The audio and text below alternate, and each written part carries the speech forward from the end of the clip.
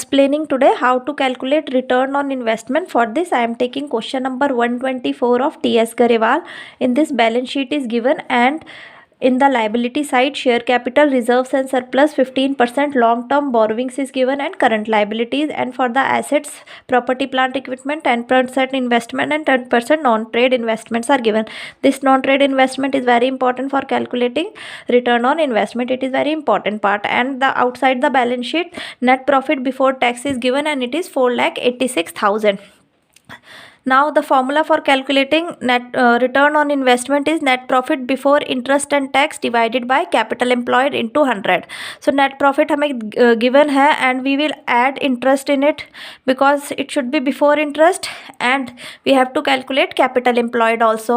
Capital employed can be calculated by using two approaches. First approach is liability approach and second one is asset approach. So we can use any one of them. Answer will be same from both the approaches, and the solution to this question is given here. I hope you all have read the question carefully, and the solution is here.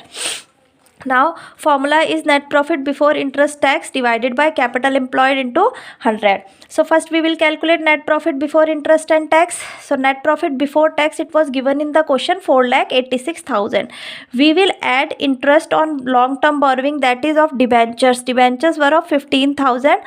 8 lakhs के थे, तो its interest is 1,20,000. So we will add it here.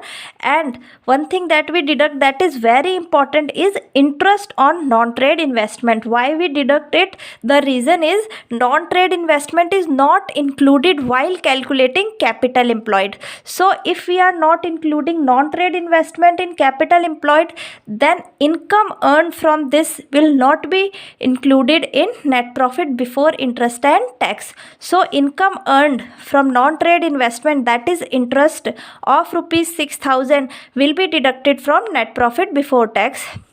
So the net profit arrived is 6 lakh. So 6 lakh will be here, and now we need capital employed. Capital employed can be calculated from asset approach or from liability approach. So from liability approach, the formula is share capital plus reserves and surplus plus non-current liabilities minus non-trade investments. So share capital given in the question is 2,50,000, reserves and surplus 2,10,000, and non-current liabilities are our debentures that are of 8 lakhs.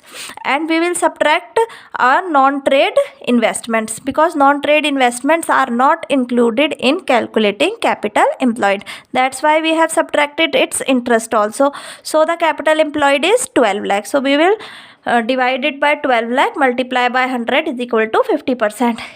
We can calculate the capital employed from asset approach also. It is like this: non-current asset except non-trade investment, because non-trade investment is not included in calculating capital employed. Plus current assets minus current liabilities. So 9 lakh plus 7 lakh minus 4 lakh is equal to 12 lakh. Or we can do it like this also, that we have learned in calculating capital employed in our goodwill chapter. All assets except goodwill, fictitious assets, non-trade investment minus outside liability.